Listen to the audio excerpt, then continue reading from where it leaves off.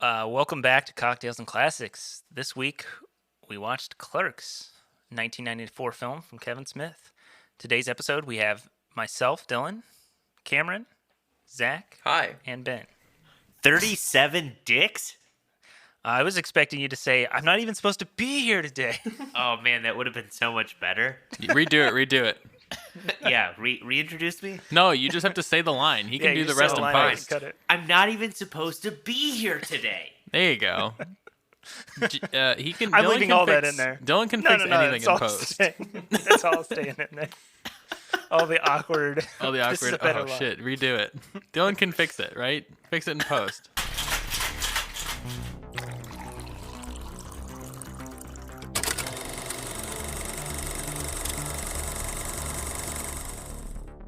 To kick things off and get everybody in the right mood, I'm going to introduce our cocktail for this week, the Jack Rose. A little bit sophisticated for the movie at hand, but it is a very New Jersey cocktail. People claim it sort of to be the official cocktail or unofficial cocktail of New Jersey. The main ingredient being Applejack, which is an apple brandy. The oldest distillery in the country, or the oldest licensed distillery in the country, is in New Jersey. It is Laird's, and the Jack Rose is 2 ounces of apple brandy, 3/4 ounce lemon juice, 3/4 ounce grenadine. It's a classic cocktail from the 1920s and 30s, and it takes its name from the main ingredient of Applejack and the resulting color from the grenadine. So you get the Jack Rose. This is my first time having one, and this is a fucking good drink. I was expecting it to not be that good, but on the first sip, I was like, oh shit. I was expecting it to be too sugary, and I don't think it is sugary. I don't think it's too sugary. Yeah, I don't know why. I guess just because it was in like the coupe, like cocktail martini type glass. I was kind of expecting it to be like a martini or be like a Manhattan in a sense, like be super kind of dry and very like liquor forward. But I think the grenadine cuts through it a lot, and you get the like apple jack flavor, and it's good. It's going on my rotation. I'm not gonna lie, these last 2 episodes have made me find an appreciation for apple brandy, and the fact that up here it's so cheap, I will definitely keep buying it. So versatile. If you make a Jack Rose, send us a picture on Instagram at Cocktails and Classics Pod, or use the hashtag Cocktails and Classics. We'd love to see what you make and hear your thoughts on how it turns out. If you haven't seen the movie, sit back, check it out, come back, sip on this week's cocktail, the Jack Rose, and enjoy the show. You can check Clerks out right now on HBO Max. Clerks is a 1994 comedy film. I'd almost say dramedy. Directed and written by Kevin Smith. It stars Brian O'Halloran, Jeff Anderson, Jason Mewes, Kevin Smith are in there. Scott Moser's in there. Walt Flanagan is like 100 characters. Marilyn, I'm not even going to try and pronounce that. Go ahead, Ben. Gigliotti. Gigliotti. Gigliotti. It's the only way to say it. I think it's Marilyn Gigliotti and Lisa Spoonhour. Clerks is the story of a day in the lives of 2 convenience clerks named Dante and Randall as they annoy customers, discuss movies, play hockey, and really just kind of slice of life film.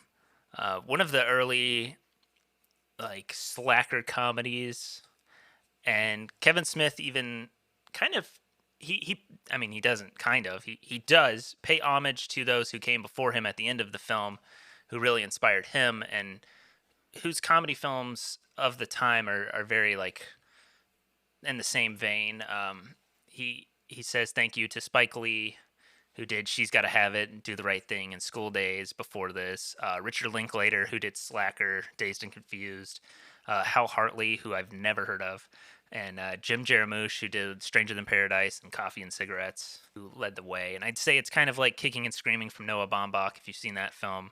Very like wordy dialogue, not so much slapstick. It was interesting listening. If anyone doesn't listen to Kevin Smith's Smodcast, he does talk a lot about the background of his life kind of going into Clerks and some of the things that influenced him. And the one thing that he's talked about was actually Tarantino's Reservoir Dogs. He said he watched Reservoir Dogs, and it was the opening scene where they're just kind of like sitting around bullshitting that it kind of clicked on with him that he's like, oh, wait, you can just do this in a movie? Like, your writing dialogue can just be people sitting around shooting the shit, and that kind of sparked the idea for him, which is basically what this movie is. It's really just kind of the two guys sitting around shooting the shit for most of the movie. It honestly, I don't know if it ever really feels boring in a sense, because when you say that, when I give you the plot, it's like literally nothing happens in the movie, to be honest. Like, it is a day in the life. Like, there are some events that happen, but majority of the film is just two people talking. But it never feels boring, I think. I think he does a good job of, it's quick pace and it cuts. It's kind of like vignettes almost. This was something that I read after looking into the movie because it's something I never really thought about, but it was kind of based on the whole Dante Inferno 9 Rings of Hell thing, where you kind of notice each section something kind of changes. It's why they kind of cut to the black screen with the white card, text. yeah. The title card. Yeah, it's to kind of bring it into a new like section. I think was an interesting thing to kind of break that movie up into kind of more digestible, I guess, kind of like chapters, even though the whole thing's overarching. Yeah. Cameron, this is your first time seeing it. I believe all of us have seen it before. What did you think of Clerks on your first viewing? All right. I have one question. Why black and white? It's cheap. Oh, it's so because it's cheaper. I don't know how much you know about this, Cameron. I don't know anything. Kevin Smith and Scott Mosier became friends at film school. Okay. Kevin Smith got the idea to write this movie, so they went to make it. In order to make it, Kevin Smith basically sold his comic book collection, like all of the stuff he had. It's an interesting story. This is a fun tangent. He actually sold everything to Walt Flanagan, who played like the egg guy, the guy checking all the eggs. Yeah. He's the offended customer. Yes. He sold the comic books, or he bought the comic books through Kevin, and then sold them to the comic book store because the comic book store would only give him store credit versus actual cash. So Walt actually took them, like, gave Kevin the money and then used the store credit. So this movie's budget was like $20,000. Part of it was funded through like insurance money for a car that got wrecked in a flood. So it was cheaper to film black and white. The other big thing too is the movie was mostly shot at night. Oh, really? They shot the movie at the Quick Stop where Kevin actually worked in Jersey, and so they used pretty much like the fluorescent lighting was basically how they lit most of the shots. And it was a lot more noticeable in color, whereas if they filmed in black and white, it was a lot easier to hide a lot of that. It was really smart. As the movie kind of came out and was going around the press junkets, everyone was like, oh yeah, I love the use of black and white. It makes it seem like you're watching like security footage. Oh, that's interesting. Like the CCTV. How and Kevin convenient. Smith just kind of ran. Kevin Smith, yeah, he's basically admitted he just took that ramp that was like, yeah, that's totally what we were doing. He's like, fuck no, that's not why we did it. We did it because it was fucking cheap. This movie was made with a shoestring budget. But yeah, I mean, other than that, I thought it was funny. I don't know if I quite understood the whole, like, why did they, so were the words that cut in between each segment, was that supposed to signify the segment in somehow, or like, what is that about? Yeah, I think in a general sense, it is like a descriptor of that segment. Interesting. That's a big Tarantino thing. telling movies chapter by chapter. Gotcha.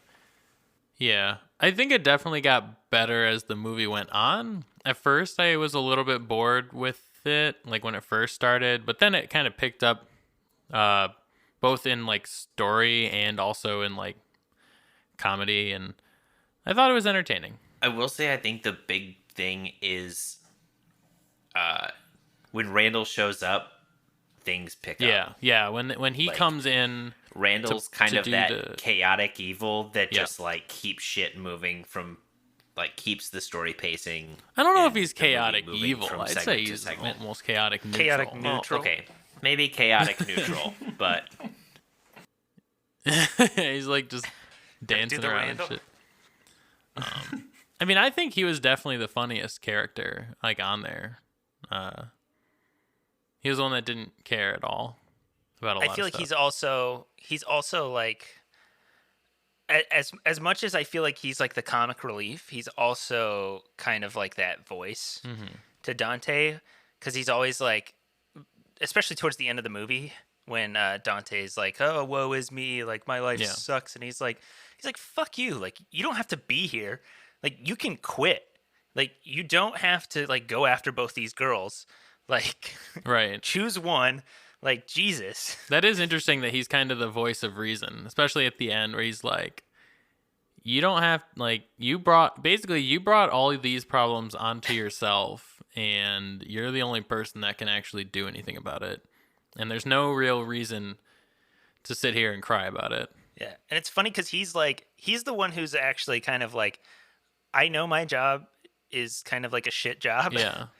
but like I'm okay with that, and I'm cool like being a slacker, being like the shitty person to the customers, but like I understand the world around me, and Dante, you fucking suck. Like get your shit together. Yeah. Randall is actually based on Kevin's real life friend Brian Johnson, which, if anyone's watched Comic Book Men, he's the dude with the big beard. Him and Walt are also on a podcast. They do Tell Him Steve Dave, which is a pretty big podcast. It's really interesting because the more kind of stories in that you hear about them, the more you realize how much this movie is basically just Kevin and Brian's life, hanging out, watching videos from the video store, and just kind of bullshitting about random movies. And also the fact that Brian Johnson's a giant smartass, because most of the shit was stuff he actually would do to customers, although his was just to see how far he could push it before people would get pissed off, which I think we all know that person in our life, right? Everyone has one of those people that's like, how far are they going to push it before it goes south real quick? You mean Zach? We've all been there before, right, guys? You could say that Yeah. there's one of them here in this exact conversation that we're having right now. Listen, we've all been there. We've all had that moment. I was going to lead everyone there, but if you guys want to just blatantly come out and say it, yeah, we all know it's Zach.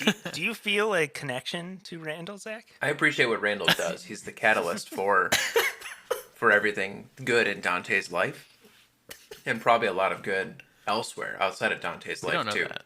So I think as long as you're providing a net benefit to the world, like, that's your job, man.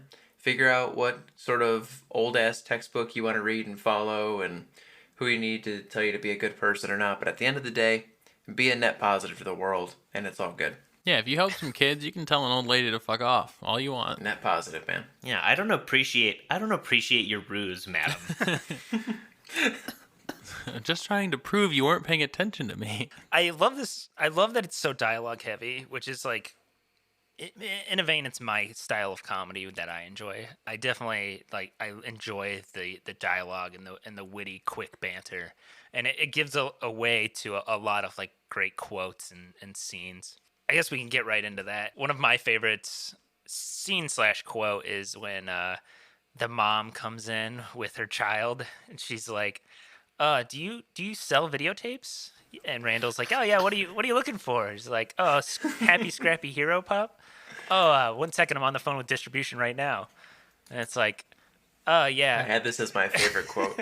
hi, yeah, this is RST Video calling, customer number 4352. I'd like to place an order." "Okay, yeah, I need one of each of the following tapes: Whispers in the Wind, To Each His Own, Put It Where It Doesn't Belong, My Pipes Need Cleaning, All Tit Fucking Volume 8, I Need Your Cock, Ass Worshipping Rim Jobbers, My Cunt and 8 Shafts, Come Clean, Come Gargling Naked Sluts, Come Buns 3, Coming in Socks, Come on Eileen, huge black cocks and pearly white cum, girls who crave cock, girls who crave cunt, men alone too, the KY connection, pink pussy lips. Oh yeah, and all holes filled with hard cock. And wait, what was that last one called? Happy Scrappy Pup. Yeah. So that actually, Jeff Anderson refused to film that scene with the woman and child. I would bet, yeah. They were filmed in at different times. But apparently, to get the woman's reaction, whoever did that scene with her did read out the entire pornos to get her reaction. Even though Jeff Anderson was like, I can't do it. Someone was like, yeah, okay, we'll do it. We'll get her reaction by reading off the list. There's so many like great ones like that where they're like talking, and I believe it is Walt Flanagan comes up and they're like talking about whatever, and he flashes him the magazine with the like lady spreading her private bits. Yeah, it's like you can see her ribs. You can see her kidneys. Which is funny about that scene is they're talking about like it's the like what does he say, jizz moppers or whatever? Yeah. The guy's leaving buying window spray and paper towels. How much do you think the average jizz mopper makes? I also love Jason Mewes in this because he's just, you forget how young he is when they made Clerks. Like when you watch some of the stuff now and you're like, Jesus Christ, he was like 16 when they made that movie. But just like when he's like, yeah, Silent Bob, you're a rude motherfucker, you know that? You're cute as hell. I could go down on you, suck you, line up 3 other guys, make like a circus seal. God. And then he just starts like bobbing his head. I loved Dante and Randall driving in the car. I think they're on their way to the funeral. And they're having that entire conversation about, my friend, he broke a rib trying to suck his own dick. And they had that whole conversation. His neck. He's like, everybody's done it before.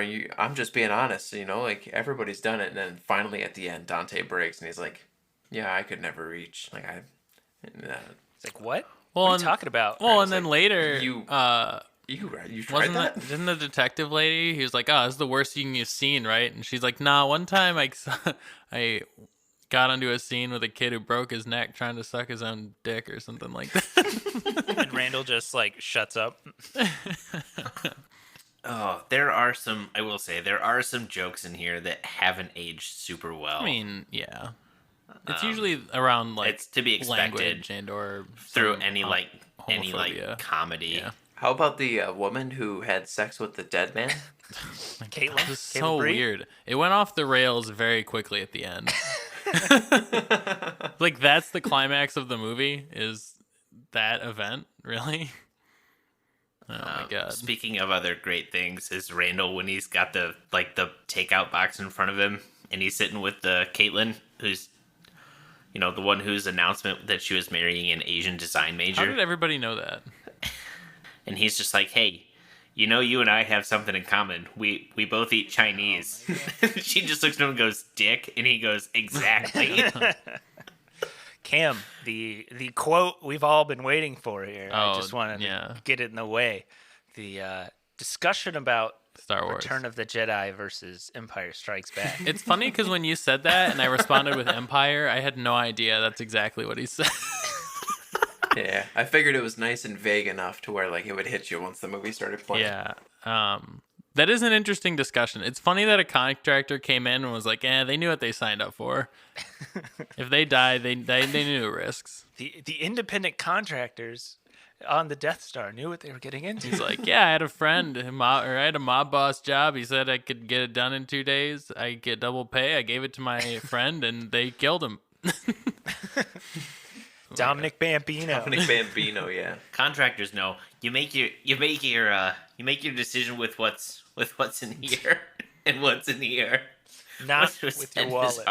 Randall's just full of great quotes in this movie. It seems like whenever you're starting to hit a lull, Randall's going to come in and be like, people say crazy shit during sex. And one time I called this girl Mom. He's like, he called me What? Dave. Oh, that's not so bad. Yeah, she was trying to meet someone else in there. Oh, yeah, that's not great, but whatever. She didn't know I was at the party. Oh.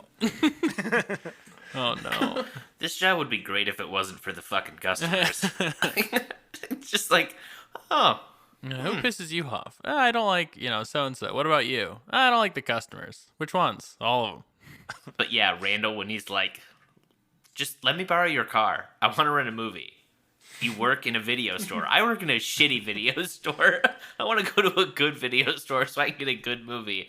And then he goes and just gets a freaking porno. Yeah, he gets best of both worlds, the hermaphrodite porno. Oh, you can't say that.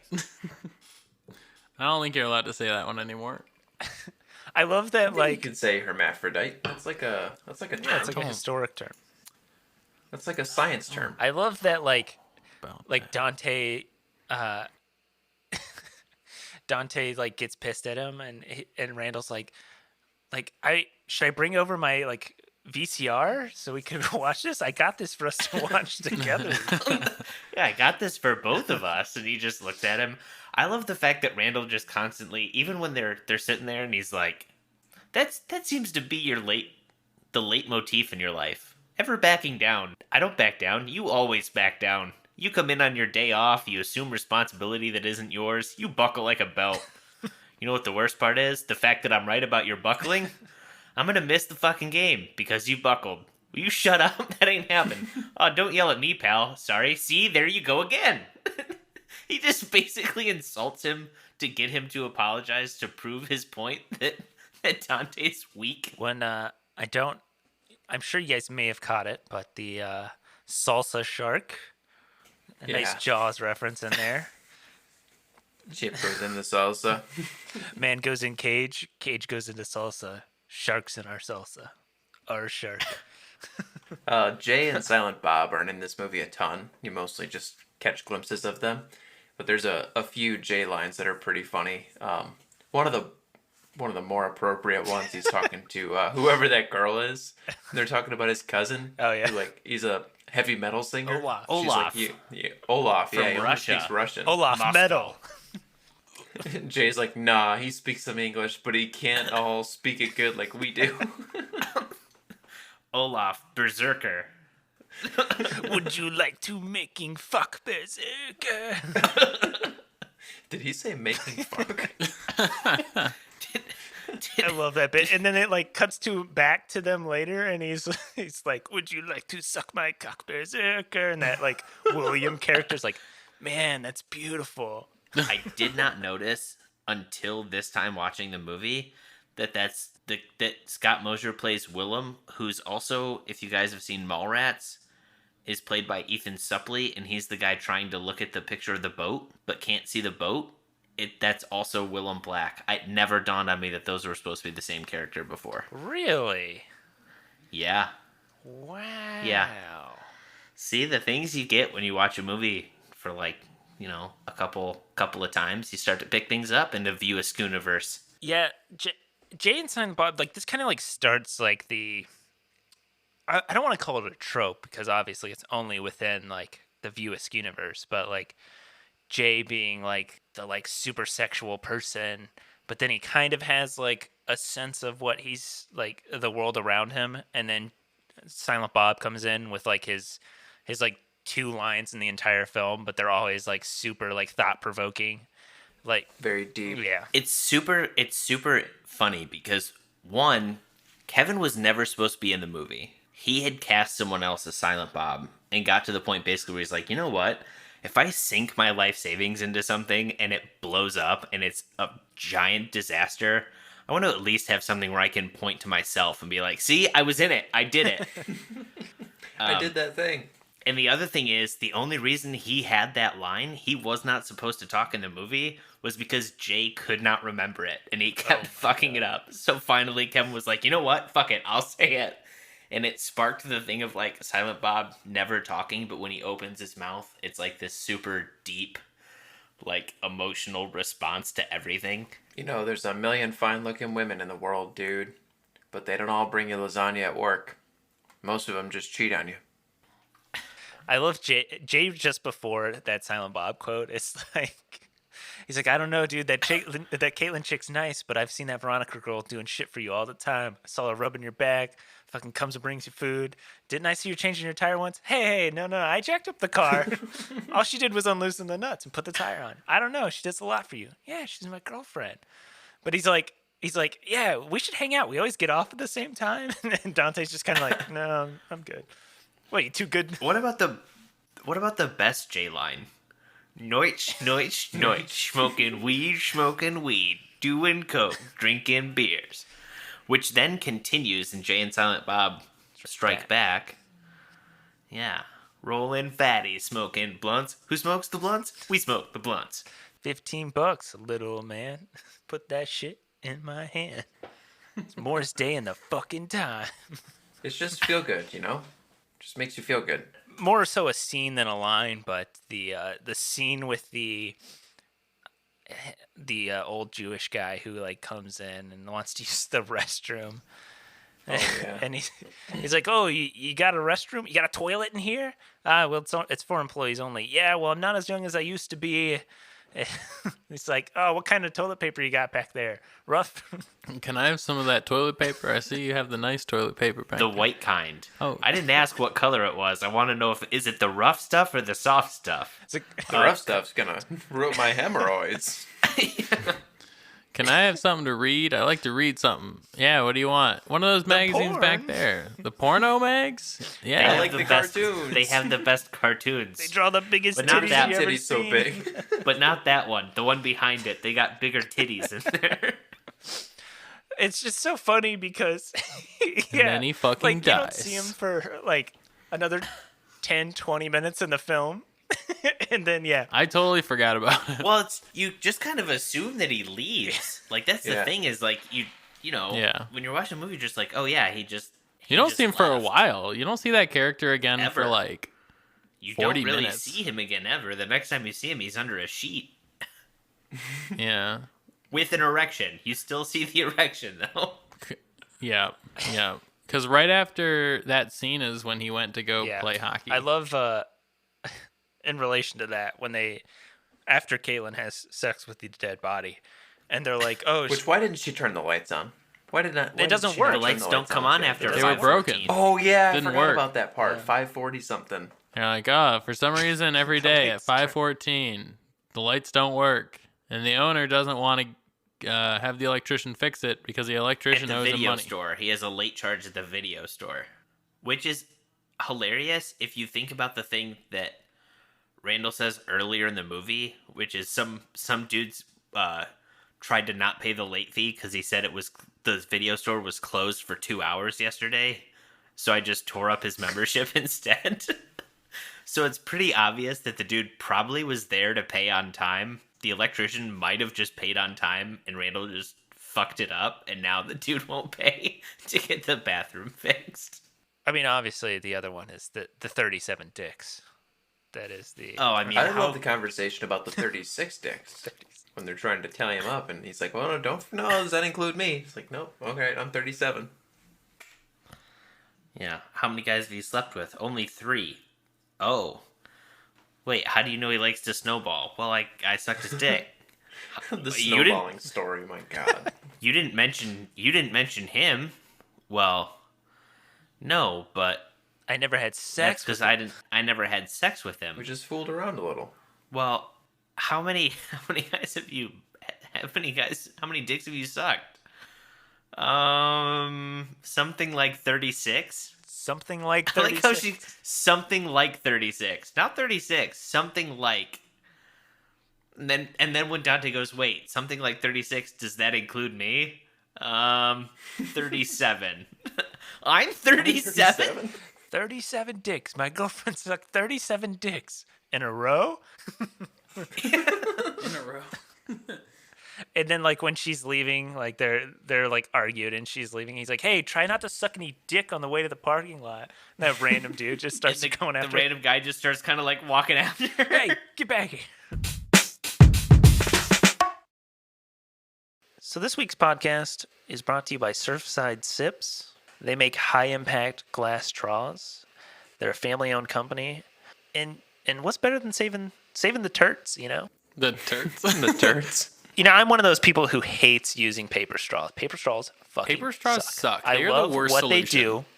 I love that we're minimizing the use of plastic straws. I enjoy that. Paper straws suck ass. They suck. They're the worst possible solution because turns out, guess what? Paper and water don't fucking mix, okay? I don't know who came up with it, but it doesn't work. Even though they put coating on it to try and help, it doesn't work. It just gets soggy and you end up throwing it away anyway, and that's just more waste. And so, But you know what doesn't get soggy? Glass.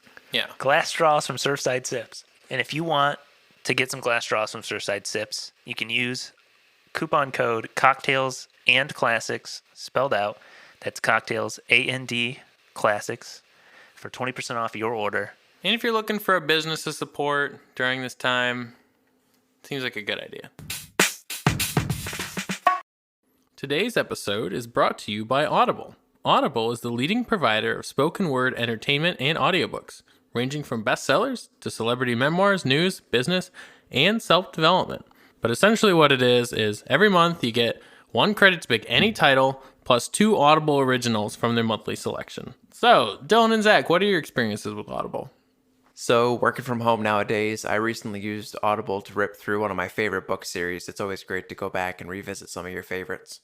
And since we've recently done From Russia with Love, you could check out some of Ian Fleming's books on Audible. They have Dan Stevens, Toby Stevens, Damian Lewis, many great narrators. Read through Diamonds Are Forever, From Russia with Love, Live and Let Die. So maybe you want to get into the James Bond novels as well as the movies. To start your free 30-day trial, go to audibletrial.com/cocktails and classics, all lowercase. Again, that's audible.com/cocktails, AND classics. After your free trial is up, it costs $14.95 per month. However, there are no commitments, and if you can't decide what to listen to, that's okay. You can roll your credits over up to 1 year. A little bit of a tradition around here. Zach takes over. But I don't know if you can already tell, but Ben loves Clerks. He loves Kevin Smith. So is he Ben is doing going to it? host Oh, the wow. quiz this week. Wow. And put us through a little trivia quiz. So When Ben, did this take it little away. ditty get orchestrated? What? What? Curveball to Cameron. He's the only one I'm guessing who had I didn't no know. idea this was. I mean, it makes Uh-oh. sense. Cam prepared all of his dick questions, all of his Blink-182 questions. He Fuck really 'em. studied up. Damn it, I was really looking at inflation rates between 1994 and today. God damn. I did my research. Fuck. Ugh. Man, boy, are you ready to be bamboozled.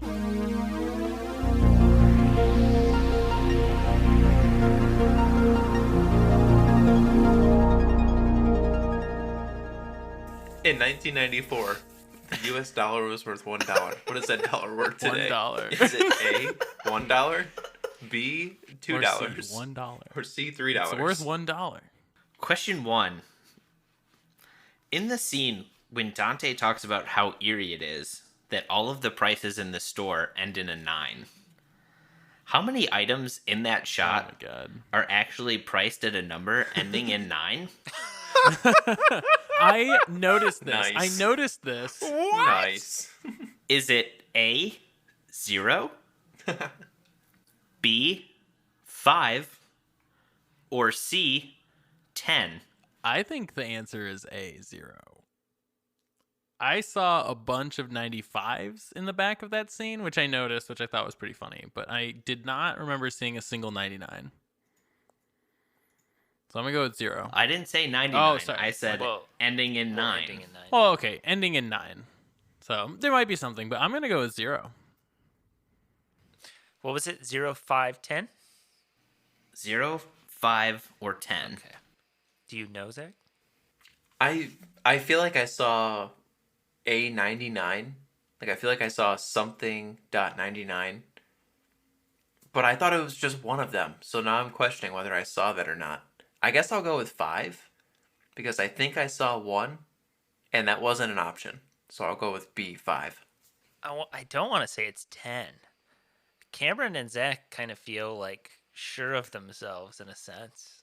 So I guess it's just who I want to like follow. I think the joke would be funny if it's 0. because he's obviously like, oh, all the prices end in 9, so so that none of them would end in 9. It'd be funny, but yeah, I think I'm gonna follow Zach, I think I'm gonna follow Cam and say 0. Yeah, it was a meme. There are 0. It's all the cigarettes behind them all say 195. All of the things on the counter are worth 5 cents. I'm kind of upset because I switched this question last second because my original options were 0, 1, or 3, which would have been even a bigger meme. You guys would have had to make such a more difficult choice. I know what I would have chosen. I One. don't. I don't think Well, he still cigarettes chose the wrong end in answer 9 anyway. at all, though. Like whenever you see the price on the on signs and stuff, it's like, oh, for a carton or whatever. I don't think it ever ends in 9. To be honest, like cigarettes. So you're saying you brought in outside knowledge into the pod? no, Your no. knowledge I'm of just saying. cigarette trades. I mean, I've never bought a pack of cigarettes. I don't think, but Well, sometimes they say it makes it easier for cash, but the other thing I read is that a lot of times, like convenience stores and that, will make it something where typically you have to give change. And that way you have to open the register and then it marks it as a transaction, and it helps to keep clerks from just pocketing cash for different things. Because you have to open the register to give Interesting. the change in that.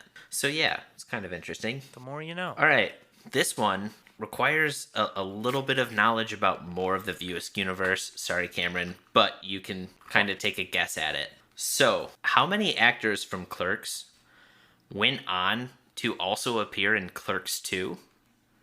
Is it A, 4, B, 5, or C, 6? Okay, I might know this one. Zach, have you seen Clerks 2? You have not, right? I've not seen Clerks 2. I'll give a little insider information here, because it won't really spoil anything. Dante and Randall, they come back. Jay and Silent Bob come back. So there's at least 4. So easily the answer's 4 then. Easily. All right, I am going to... How many characters or how many actors? How many actors, not characters? All right, I got my Because answer. again, as we talked about, someone like Willem Black was played by Scott Mosier in Clerks, but was taken over by Ethan Suplee in Mallrats. All right, I got my answer locked in. I'm going with 6 because that's the answer. Well, I haven't locked in an answer yet. Do I trust Zach and his 6? Don't you give an answer yet? No. Oh man. No, I didn't give one. I'm still thinking. I'm trying to I'll think trust Zach here, and I'll go with 6 as well. Zach hasn't seen the movie though. That's okay. we don't need to discuss that part. Trying to get my first trivia win here, guys. I think it's 4. So, this will remain a tie. Nobody got that one It right. was 5. Damn. Ooh. There are 5 actors who appear in both Clerks and Clerks 2, and they are Jason Mewes and Kevin Smith as Jay and Bob, Jeff Anderson and Brian O'Halloran as Dante and Randall, and Grace Smith, Kevin Smith's mom, who is the milkmaid in Clerks 1, and I don't know who she plays in Clerks 2, but I know she's in the movie. All right, feels like a bit of a trick question there, but I guess we'll accept it. What a meme. We don't like memes during the trivia section. It's not our brand. Cam and Dylan are at 1. Zach's at 0 still. If you're gonna start shaving points, you know where to start taking them from. All right. We're going to go with the true or false. Kevin Smith's ending for Clerks originally was for Dante to be shot during a robbery of the Quick Stop. Oh my god. He wasn't even supposed to be working that day. That seems like a good ending. I don't know. However, I don't know. Miramax, Oh, we're not done? who was famous for changing movie endings, forced Kevin Smith to change now this is the up ending their of the alley. movie. That's gotta be true. That's something Miramax would But do. they changed it to such a worse ending. Like, he got he would have gotten shot, which was awful. But the ending was that the woman had sex with a dead body. Really? That's what they're gonna change it to? I don't know 100%, but I think the ending was. I think that would have probably been after, like Oh. instead of Dante and Randall just sitting around I and gotcha. talking, Okay. Yeah, like and then maybe the leaving and fight going or whatever. home. There, Oh, he okay. probably would have All gone right. to like lock the store and then gotten shot in a robbery or something. Jeez, I don't even know. I mean, I guess I'm gonna say. Fuck, I don't know. I'm gonna say false. I don't know. I'm gonna say false because this ending, it was a good ending to the movie. I thought, and him getting shot I'm would gonna have been kind say of true. funny in a perverse sense, but not. I don't know. I'm going to say true for that reason. I feel like that's an ending that you come up with when you're having a hard time writing an ending. And you're, noich, smoking blunts, and you come up with that style of ending. I do think it's false in a sense. I don't know. None of his movies have really gone like that route, but maybe that's like a Miramax thing because they've done most of his movies. So maybe they just don't like him shooting people, but I feel like his humor usually doesn't tend to go that way with like people getting shot in robberies. But I'm gonna say false. We have a two-way tie. Sorry, Zach. It was false. Cam and Dylan both get a point. I had to play the game, Nice. So Kevin Smith's original ending was actually for Dante to get shot in a botched robbery. Miramax, however, did not make that change nor force him to make that change. They had made that as a suggestion, but they completely left it to Kevin's discretion. That's what he said. And he said he changed it because in his eyes it did not fit the rest of the vibe of the movie. It doesn't. Like it I think just, that's what they said. it would not have fit the rest of the movie to end it that way. So that was actually Kevin's decision. And if you see, him and Scott Mosier are the editors on the movie. So, all right, with a two-way tie with Cameron and Dylan. So, with closest without going over, how many pages was the original draft of the Clerks script? Oh my god. How long is a normal script? Uh-oh. Uh-oh. Dylan might have Uh-oh. an advantage. Dylan's already got an advantage there. I'll give you a little tidbit, Cam. Sure. So typically 1 page of script is 1 minute of screen time. Okay. Interesting. But was it longer? Was there improv? Who knows? I'm gonna say the original script was 60 pages. Maybe I should even go lower than that. I'm gonna actually. Really? I'm gonna say 30 pages. I'm gonna say the original script was 30 pages. Wow.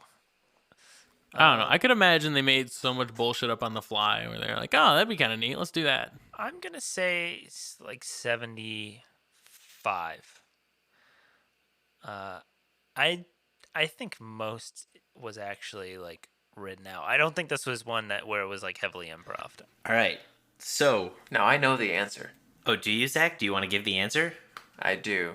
The answer is it was actually 219 pages long. Where are you getting that from? Because that's not the answer. The answer is 168 Wow, pages. that's long. That's long. So one, Kevin is notorious for writing a lot. He does write a lot for his movies. Scott Mosier trimmed down the script quite a bit. The other thing with that is, especially early on, Kevin was notorious for no improv. Oh, really? Everything was supposed to be done to the script. In fact, he's even self-admitted he would kind of do, I can't remember what it's called, but like reading the lines the way he wants it done for the actors to kind of mimic, which he said kind of as he kept going, he kind of got away from that because he realized most actors hate when directors do it. So, yeah. Congratulations, Dylan. Hey, season He's 2. just Season 2 is it's a change. I'm a change. He's man. a ripping and a tearing through season 2. In fact, I think he's probably on pace for 37 wins. Well, Oh my God. not in a row. 36 before this one. Those of us who have seen Clerks, we wrote down our ratings going in. We're going to give you those ratings alongside our updated ratings. And Cam, we're going to get his first impression. And since it's season 2, he's going to kick us off and let us know what he thought of Clerks. Thought it was pretty funny. I don't think I hold it in the same regard you guys do. Like, I thought it was a funny movie, but I'm not like itching to like watch it again. Like right, now or really anytime in the near future. Thought it was clever. A lot of the like bits that kept going, the repeating bits, the like one-liners. The story was all right. I didn't like that it was in black and white, but that's a very minor point. Anyway, I enjoyed the movie. Thought it was pretty funny. I give it a 7 out of 10. Going into this movie, I give it a 10 out of 10. Oh. And Uh-oh.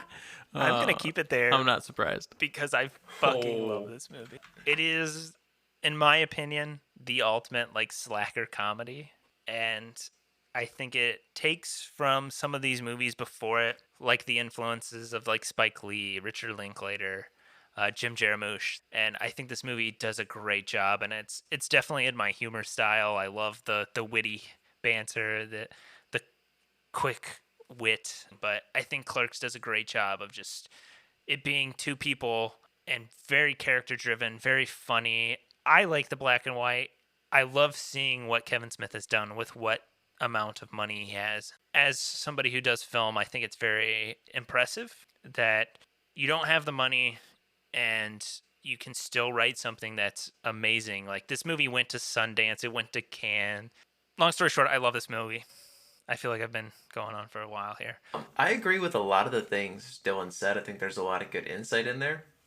But I'll add a different little layer that always gets me when I watch this movie. Sometimes you just can't help but notice the lack of a budget. Like some of the acting, like the line reading back and forth, where you can tell it's supposed to be quick wit. Sometimes it doesn't quite work. Sometimes you can tell that the characters aren't really listening to each other. They're just waiting for their turn to talk. And I don't know if it's becoming more noticeable as I watch the movie more and more. I still think it's hilarious, but I don't think it's a great movie. So I'm going to give it a 6 out of 10. Definitely will watch it again. I'll recommend that people watch it. But I don't think it's like one of the greatest of all time. My rating going into this is even before seeing it for the first time kind of skewed. Growing up a comic book kid, I was a fan of Kevin Smith before I'd even seen one of his movies. He was someone like us in the media that was like a big comic book geek that did movies, and it was just a big thing to be like, oh yeah, Kevin Smith, he's like us. The first time I saw this movie, I enjoyed it. It was okay. I'd given it a 7 going in. I think one of the big things with this is that kind of impacts my viewing it now is the fact that I've seen most all, if not all of Kevin Smith's kind of the View-esque universe, the Jay and Silent Bob connected, interwoven movies and that. And the branch that this movie kind of set for it is so much more interesting. The things like Willem Black that you never really dawned on.